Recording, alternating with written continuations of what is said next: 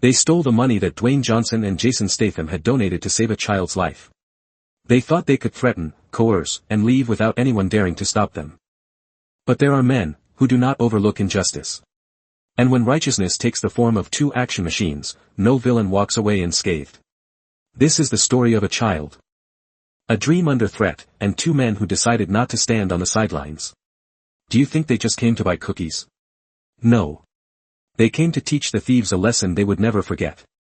The midday summer sun scorched the pavement, making the asphalt shimmer in the heat. A quiet suburban street, where children's bicycles lay sideways on the grass. The hum of a fan could be heard from open windows, and life drifted slowly like the summer itself. There are days that seem meaningless, until they become something people remember for a lifetime. And there are men, though not labeled as heroes, who still choose to walk toward the storm, simply because it's the right thing to do. A pair of Adidas sneakers stomped on the hot asphalt. Dwayne Johnson was running slowly, his breathing steady, but his face soaked in sweat. The muscles beneath his gray t-shirt stretched with each movement. Beside him, Jason Statham ran in sync. His steps precise like a Swiss watch. His face was cold, his eyes sharp, and his lips slightly curled as if hiding something unpleasant. Dwayne, grimacing, nodding ahead. Damn. This heat is really testing my patience. Jason, sniffing, grimacing. We should have stayed at the gym. But, you do like these heat-induced murder challenges. Dwayne, laughing lightly. Shaking his head. I like to see people live without air conditioning. Out here is the real world.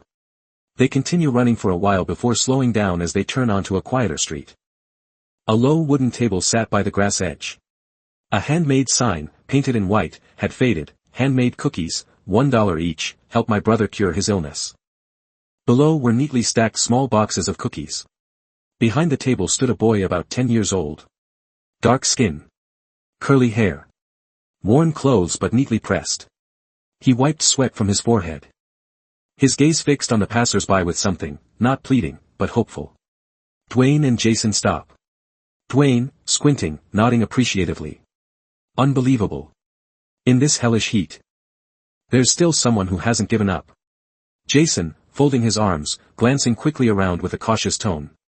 Could be a cheap scam. Dwayne, shrugging. Stepping forward with a mixture of curiosity and respect. Could be. But I like to check before I judge. Dwayne approaches. The boy looks up. Jordan, smiling awkwardly. His voice polite but trembling. Hello, sirs. Would you like to try a cookie? I made them myself. Dwayne, gently, bending down to look into the boy's eyes. What's your name? Jordan, straightening up a bit, his voice strangely firm for his age. Jordan. I sell cookies to make money to cure my brother. He has blood cancer. My mom works 2 jobs. My dad left. Jason, standing behind, his eyes darkening, his voice blunt. How much for one? Jordan, looking down at the table, speaking quietly. Just $1. If you don't like them. I still thank you for stopping by. Jason, stepping forward, tilting his head, his voice cold as steel. No one buys kindness out of pity. If the cookies are good, I'll pay. If they're bad, I'll knock the table over and leave, that's it.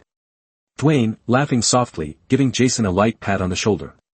That's the most expensive compliment this kid's ever gotten, kiddo.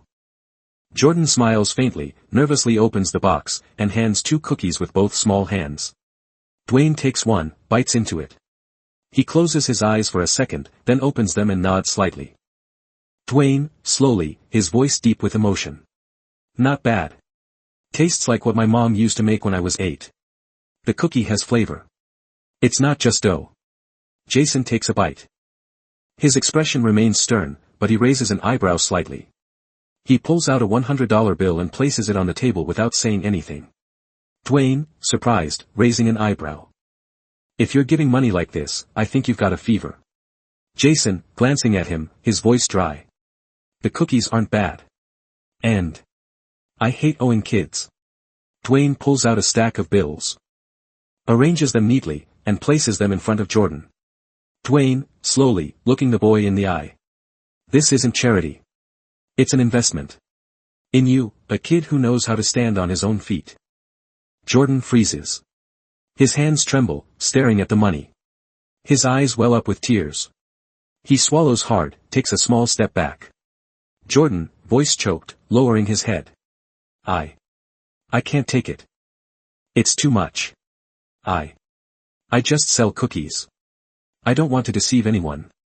I don't know if taking this money is the right thing. Jordan, leaning forward, looking at DWAYNE and JASON. His eyes shimmering. I just want to help my brother get better. I don't want anyone's pity. I don't need anyone's pity. JASON, stepping closer, his gaze stern but softening in his voice. You think we pity you? If it were pity, I would have walked away from the first minute. But you're standing here. In this damn heat. You're working. You're standing up. So, you deserve it. DWAYNE, speaking slowly, his voice warm and full of weight. This world divides into two types of people, those who wait to be helped and those who help themselves first. You're the second type.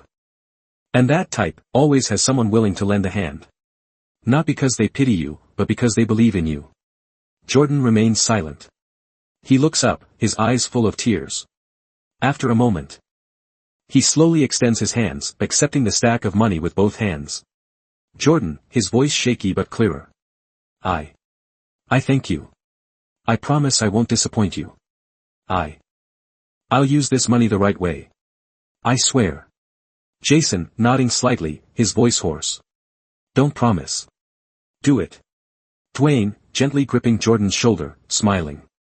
And if anyone tries to steal your dream, shout. I promise, that person won't have teeth left to eat cookies. They turn and walk away. Jordan stands still like a statue. In his hands is the trust given by two strangers, hard as stone, yet full of faith. A spark. An opportunity. But at the end of the street, where the light doesn't reach, something is moving. Something no one ever hoped would appear on such a peaceful afternoon. Jordan stood still behind the wooden table, gripping the stack of money tightly, as if afraid that if he let go, everything would vanish. A gentle breeze passed by, carrying the smell of sweat and the intense heat, but this time, the boy no longer felt the heat. In his chest, something was beating strongly, a spark of hope so immense that it made him feel as if he were floating. In the distance, DWAYNE and JASON had disappeared behind the row of houses. No long farewells. They came, and they left, as if helping others was the most natural thing in the world.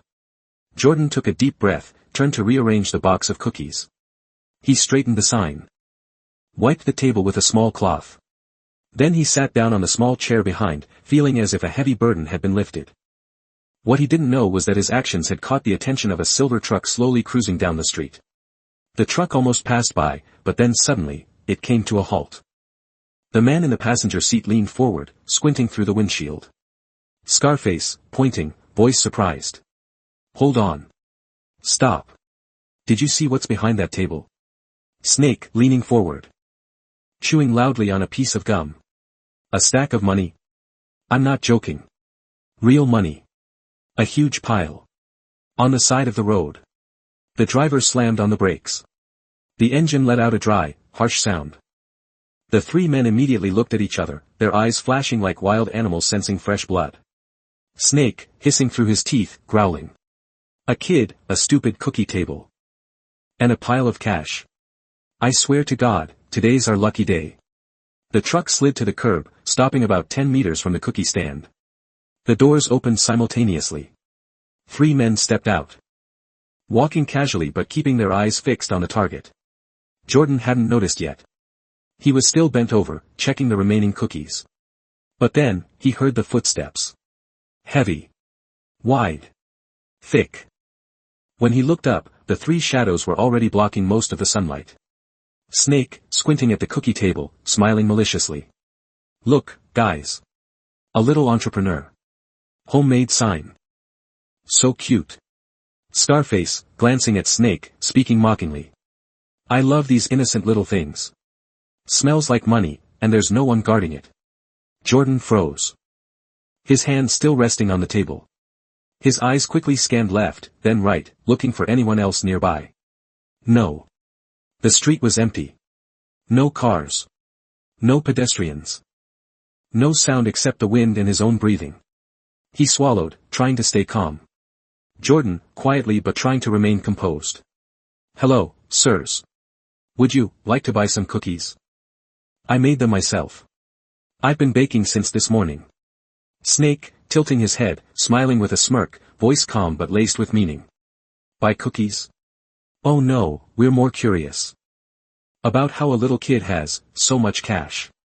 I see a thick stack of money over there. How'd you get it, huh? Scarface, pretending to be surprised, shaking his head lightly. What if you pickpocket someone? Or stole it from someone's house?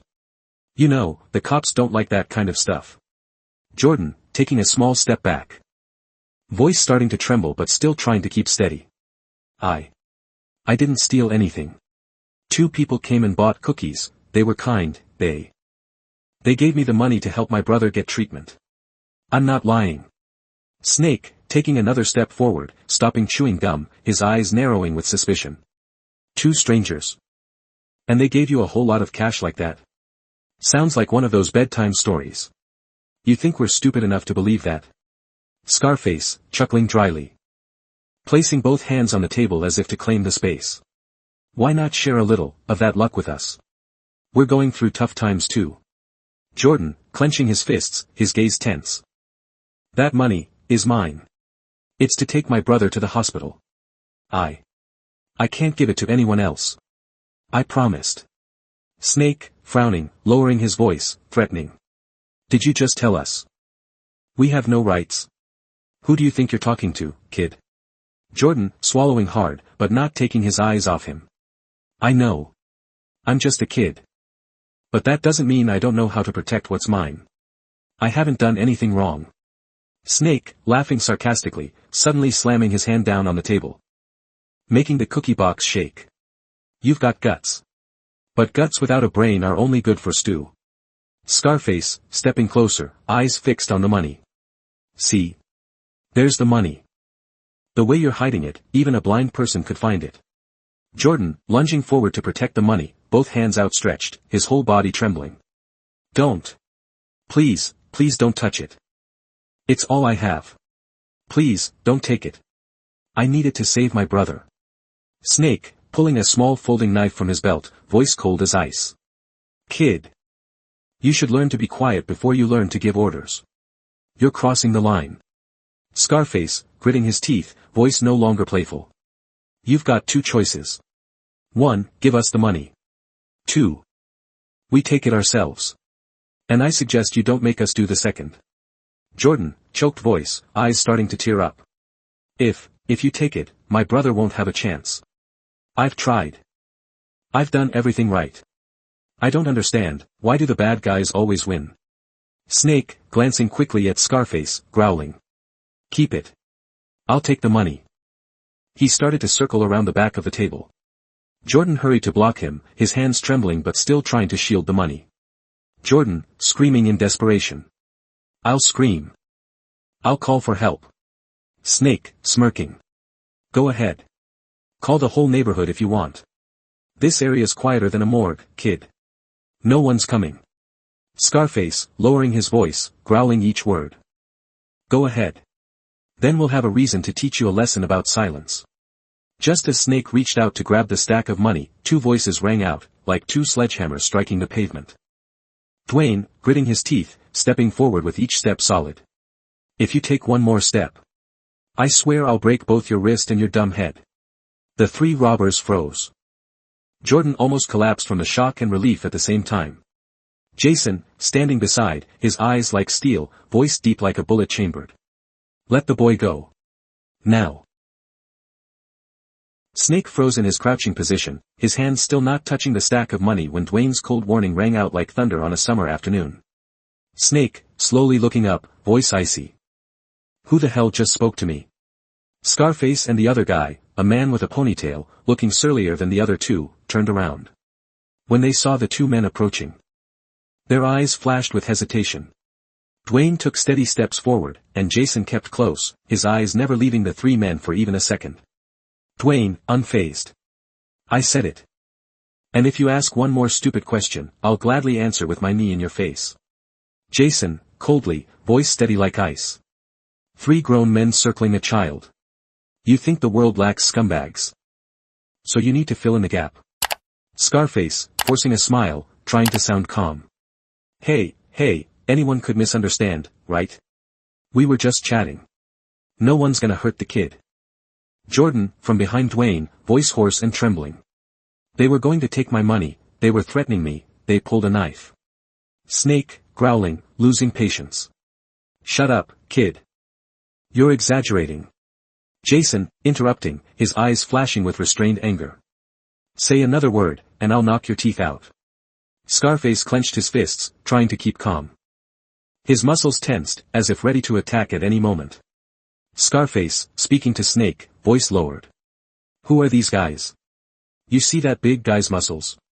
And the one that looks like a killer. Snake, growling, staring directly at Dwayne. I don't care who you are. But if you think two of you can teach us a lesson right here on the street, then, you're making a huge mistake. Dwayne, tilting his head, raising an eyebrow slowly. The only mistake you made is picking the wrong kid to bully. And the wrong time. Jason, stepping half a step forward, his eyes sharp as blades. Back off. Now. I'm not repeating myself. The ponytail guy clenched his fist, stepped forward, and pulled out a coil of chain from his sleeve. He swung it violently against the ground as a challenge. The sharp clink of metal hitting plastic rang out. Ponytail, growling. We're not backing down. We're taking what we need and leaving. The question is, will you stand still? Dwayne let out a light breath, then turned to Jason. Dwayne. Same old question. I take left, you take right. Jason, nodding slightly, lips twitching. Like always. Suddenly. Ponytail screamed and swung the chain at Jason with all his strength. The attack was brutal but lacked control. Jason leaned to the side to dodge the first strike. The chain swishing past his face by mere inches. Not giving him a chance for another swing, Jason pivoted and closed the gap, his left hand grabbing the recoiling chain and pulling it hard toward him. Ponytail lost his balance, his body leaning forward. Jason drove his left knee straight into his stomach. The man bent over reflexively, and Jason immediately delivered an elbow strike to his jaw. He was thrown to the side, blood spattering from his mouth as he clutched his face, groaning. On the other side, Snake screeched like a wounded animal. Charging straight at Dwayne with a knife pointed forward. He made a quick stab at Dwayne's abdomen, fast, but Dwayne was quicker. He leaned back, grabbing Snake's wrist holding the knife. Twisting it sharply. The sharp crack echoed as Snake's hand went limp. Dwayne didn't stop. He yanked the man toward him, then drove an elbow into his face. Blood splattered. Snake staggered but didn't fall. He tossed the knife to the ground and swung a punch at Dwayne's jaw. Dwayne blocked with his shoulder, then took a step back to gather momentum. With all his weight, he delivered a hammer-like punch directly to Snake's chest. The man was thrown backward, crashing into the grass curb, unmoving. Scarface screamed, pulling a folding knife from his back pocket. He aimed it at Jordan, a dirty move. Jason noticed immediately. He shouted loudly. Jason. Dwayne. To the right. Dwayne turned just in time to see Scarface charging at him. He lunged diagonally, slamming his shoulder into Scarface's side. They both fell, but Dwayne was on top. He drove his elbow into Scarface's throat, grabbed the knife with his other hand, and threw it far away. Scarface thrashed and screamed. Let me go. You bastards. Who the hell are you? Dwayne, pressing hard on his face, voice as heavy as fire. We're the last people you ever want to meet. Jason stepped forward, pulling Dwayne to his feet as they stood in the middle of the street. The three thugs, one clutching his chest, another groaning in a pool of blood from his nose. And the last one crawling toward the truck. Dwayne, shouting, looking straight at them. Get out of here. The next time I see you around this kid, there won't be any bones left to break. Scarface struggled to get up, dragging the other two toward the truck. Without saying another word, they jumped in and revved the engine. The truck spun its wheels and screeched away, speeding out of the street. Dwayne turned back, kneeling to Jordan's level. He placed a hand on the boy's shoulder. Dwayne, softly, his eyes serious. You okay? Jordan nodded, lips tight. But tears streamed down his face. He couldn't speak. Jason turned away, then pulled a small cloth from his pocket and tossed it over. Jason. Wipe your face, kid. A strong person isn't someone who isn't afraid. It's someone who's scared but still stands tall. Dwayne looked around, then nodded subtly. Dwayne. It's okay now. But it's still early. I don't think they're done. Jason, nodding lightly, eyes focused at the end of the street. Yeah. Scum like them usually come back.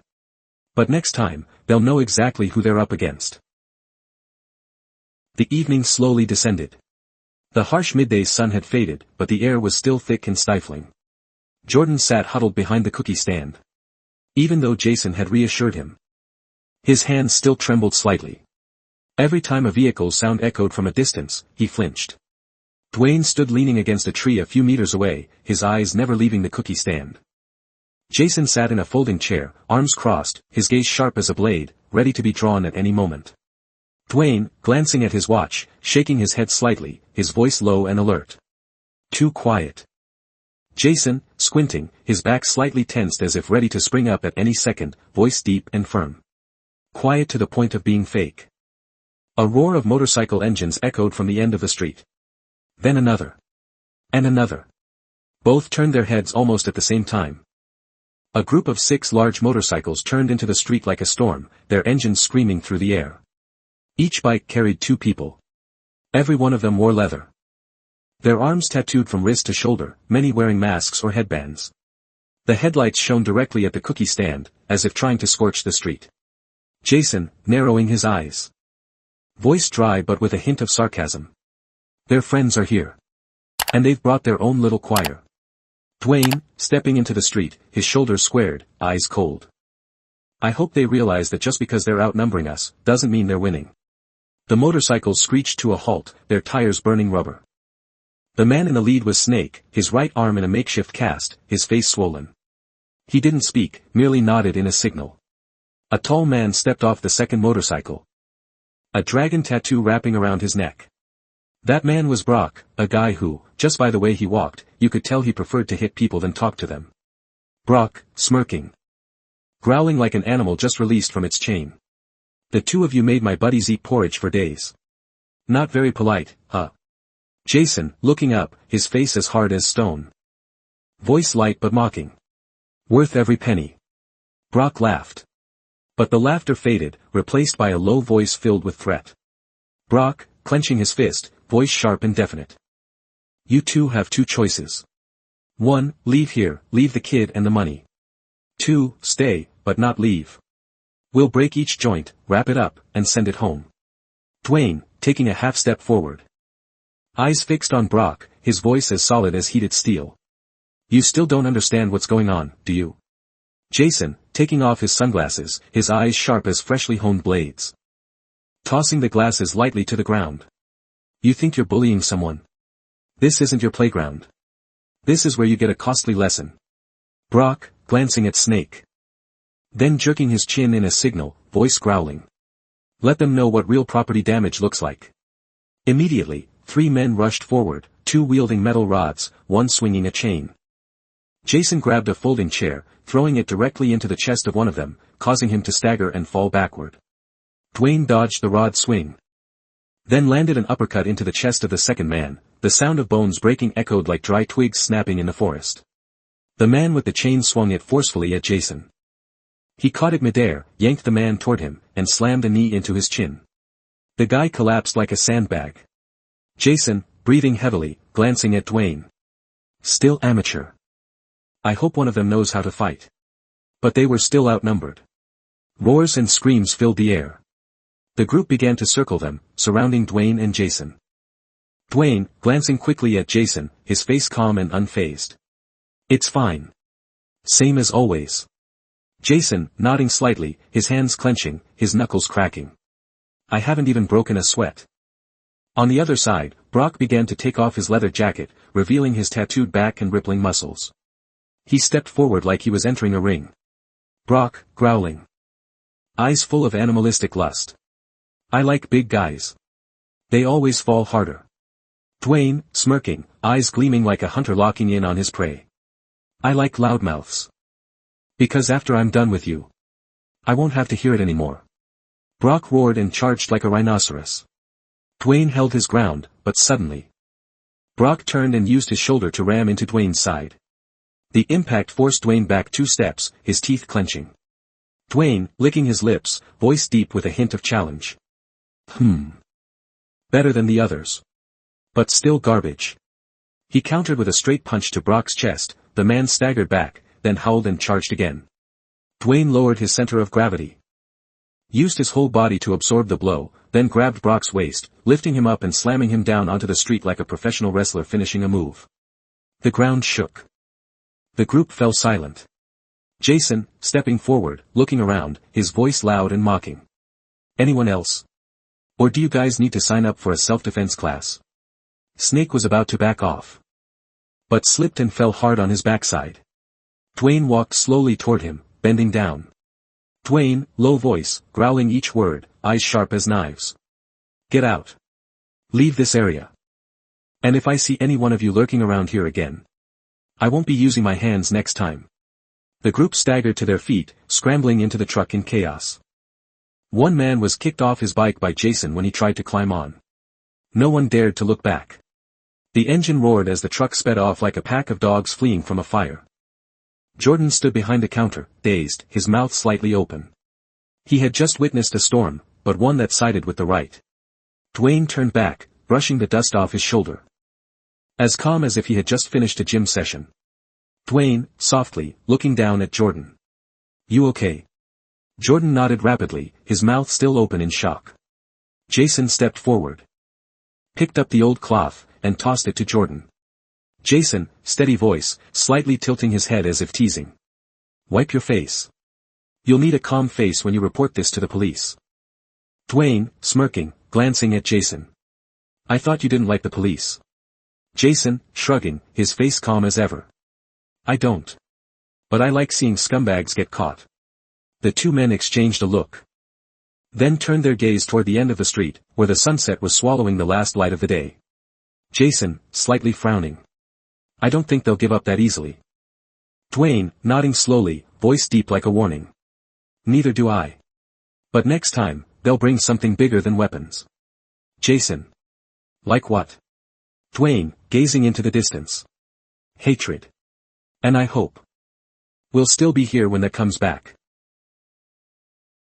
The sky had darkened. The wind from the river blew through the trees lining the street, making them rustle, but the street was still empty. The yellow light flickered through half-open windows. At the end of the street, a streetlight blinked repeatedly as if warning of something. Jordan sat in the small living room, the window still open. He couldn't sleep. Every time a motorcycle sound echoed from afar, he would jump. His mother had come home. Her eyes were swollen from exhaustion, but she still tried to smile when Jordan recounted what had happened. She hugged him tightly, for a long time. In front of the house, the small cookie stand Jordan had set up earlier that day was pushed up against the fence. He didn't want to take it down. When his mother asked why, he stared out the window, his voice soft but full of emotion. Jordan, his eyes distant, hand lightly gripping his shirt. I know, people might think I'm just a kid playing around in the summer. But for me, that table isn't just for selling cookies. It's the only thing I can do to help my brother. To make my mom worry less. If I take it down, it feels like I'm giving up. He turned to his mother, his gaze clear as if holding all the hope in the sky. Jordan. I want everyone to see it. To see that I'm still trying. That I haven't given up. His mother didn't say anything. She gently squeezed his shoulder and nodded slightly, a nod full of tears and unspoken pride. The yard light turned on, casting a soft yellow glow on the handwritten sign, which had slightly faded. In the small corner in front of the house. A simple wooden table, but it held all the belief of a 10-year-old child. About an hour later. Jordan still hadn't slept. He sat on the chair, hugging his knees. His eyes staring out through the gap in the curtain. Everything was eerily quiet. Suddenly, he saw a flash of headlights at the corner of the street, then they went out. His heart raced. A strange vehicle had just stopped not far from the house. Then one shadow stepped out. Then two. Then three. They moved quietly, without a sound, sneaking along the fence. One of them pulled something out of his pocket, a glass bottle. Another took out a piece of white cloth and a small lighter. Jordan held his breath. He knew right away. They were back. This time, they were targeting the table. Not to take the money. But to destroy the belief he had held all summer. Jordan jumped up, ran to the back door, hurriedly unlocked it. The door creaked slightly, but in the stillness of the night, that sound was like thunder. Jordan rushed into the yard, ran around the side of the house, heading toward the alley where Dwayne and Jason usually passed when they exercised in the evening. His voice cracked with fear, anger, and the desperate need to protect his dream. Jordan, screaming loudly, tears starting to fall. Uncle Dwayne. Uncle Jason. Help me. They're going to burn the cookie table. The scream tore through the silence of the night. At the same time, at the end of the street, Dwayne and Jason were walking slowly, talking and sipping on cool bottles of water. When they heard the scream, they stopped dead in their tracks. Jason, looking up, his eyes instantly turning sharp. It's the kid. Dwayne said nothing. He threw the bottle of water down, clenching his fist. No need for a plan. No need for further words. The two of them charged forward like arrows aimed at the scream. In front of Jordan's yard, the cloth had caught fire. One man holding the gasoline bottle stepped back, chuckling. The other was about to throw the cloth again. The sound of heavy footsteps came thundering toward them like war drums. Dwayne appeared first, his eyes blazing with fire. Jason was behind, his face as cold as ice. And they were about to pay the price. Dwayne didn't stop. He roared like a beast, then charged forward like a living block of steel. His shoulder slammed into the man holding the gasoline bottle, sending him flying off the ground and landing backward onto the grass like a sack of fabric. The sound of the impact was deafening, the glass bottle flew out of his hand, spinning in the air. Destiny hanging in the balance for a moment. But Jason was right there. He sprang up like a coiled spring, delivering a precise spinning kick to the burning cloth, extinguishing the flame within inches. The other man, standing near the fence, pulled a knife from his belt and rushed toward Jason. He howled like a wild animal, slashing wildly like a cornered beast. Jason spun to dodge the strike like a dancer, then suddenly counterattacked. He grabbed the man's wrist, twisted it forcefully, and lowered his center of gravity. A sharp crack echoed. The knife dropped to the ground. Jason didn't stop. He followed with a reverse uppercut to the man's chin, then added a backward kick to his chest, sending him flying into the fence, groaning as if his back had been broken. Meanwhile, Dwayne had closed in on Snake, grabbing his collar with both hands and lifting him off the ground.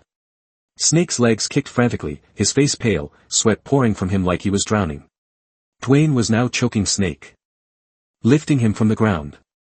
The man's face was ashen, legs thrashing. Dwayne, gritting through his teeth. Didn't learn anything from last time, huh? I warned you. Snake, stammering, desperate. The police. If you touch me, I'll sue. Dwayne, leaning in, his eyes like molten steel. I don't fear the law. I fear letting you live and daring to come back again. Jason stepped forward, kicking the phone from the third man's hand, who had been about to make a call.